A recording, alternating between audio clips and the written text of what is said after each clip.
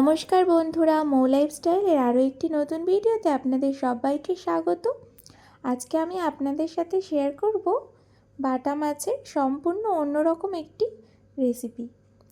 তো ভিডিওটা স্কিপ না করে দেখতে থাকুন কিভাবে আমি বাটা মাছটা রান্না করি। তো প্রথমেই আমি মাছ নিয়ে নিয়েছি 500 গ্রাম পরিমাণে।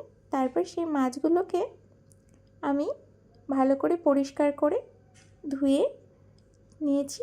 তারপরে ওর মধ্যে নুন হলুদ মাখিয়ে নিয়েছি। এবার একটা ফ্রাই প্যানে সরষের তেল গরম করলে তার মধ্যে ওই মাছগুলোকে আমি দিয়ে দিচ্ছি।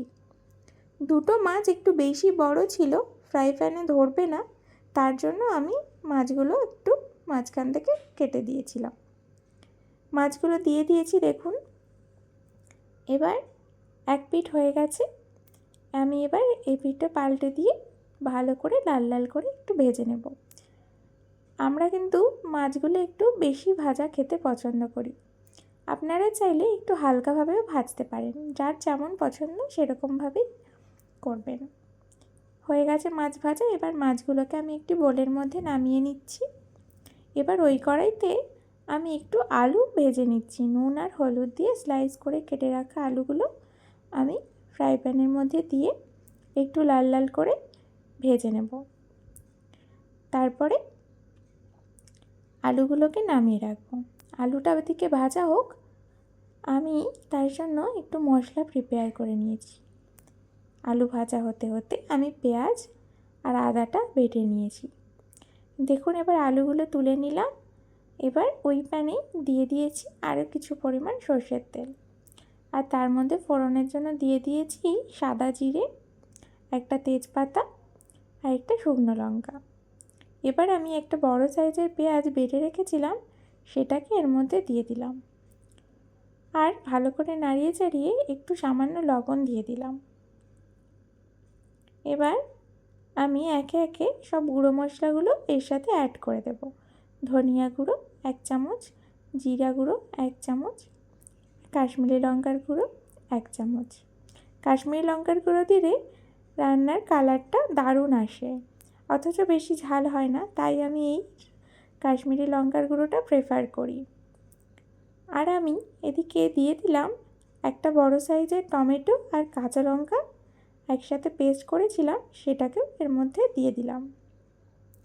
এবার ভালো করে মিশিয়ে নেব সব কিছু। আর এই সময় আমি দিয়ে দিচ্ছি হলুদ গুঁড়ো, আরও একটু লবণ। তখন তো একদম অল্প পরিমাণ দিয়েছিলাম, ওটাতে হবে না, তাই আমি দিয়ে দিলাম। আর এখন দিয়ে দিলাম 1/2 চামচ পরিমাণে আদা বাটা। সব কিছু মশলাগুলো ভালো করে মিশিয়ে গ্যাসের ফ্লেমটা হাই রেখে ভালো করে মশলাগুলো কষিয়ে নেব আর তেল ছাড়া পর্যন্ত অপেক্ষা করব। তারপরে তেল ছেড়ে গেছে, দেখুন, ভালো করে মশলাগুলো থেকে। এবার আমি আলুগুলো এর মধ্যে অ্যাড করে দিয়ে মশলার সাথে ভালো করে আরেকবার মিশিয়ে আরেকটু কষিয়ে নেব। তারপরে আমি দিয়ে দেব একটু গরম মশলা গুঁড়ো। এবার দিয়ে দেব পরিমাণ মতো জল। গামাকা গামাকা হবে, তাই খুব বেশি জল দেব না। জল দিয়েই আমি ঢাকা দিয়ে দেব আর গ্যাসের ফ্লেমটা লোতে রেখে দেব। দেখুন, আমি অল্প পরিমাণে জল দিয়ে দিলাম। এবার ভালো করে মিশিয়ে নিয়ে আমি ঢাকাটা দিয়ে দেব। তারপরে 2 মিনিট পর ঢাকা খুলে দেখে নেব আলুগুলো ভালো করে সেদ্ধ হয়েছে কিনা। আলু সেদ্ধ হয়ে গেলে আমি মাছটা এর মধ্যে দিয়ে দিচ্ছি। এবার শেষে ধনেপাতা কুচি দিয়ে আমি নামিয়ে নেব আর ভাতের সাথে পরিবেশন করে দেব। রেসিপিটা যদি আপনাদের ভালো লাগে, অবশ্যই আমার চ্যানেলটাকে সাপোর্ট করে পাশে থাকবেন। আর ভিডিওটা ভালো লাগলে অবশ্যই একটা লাইক করে দেবেন। আজকের মতো এ পর্যন্ত। আবারও নতুন কোনো ভিডিও নিয়ে আবার চলে আসব। ততক্ষণের জন্য সবাই খুব ভালো থাকবেন, সুস্থ থাকবেন। টাটা।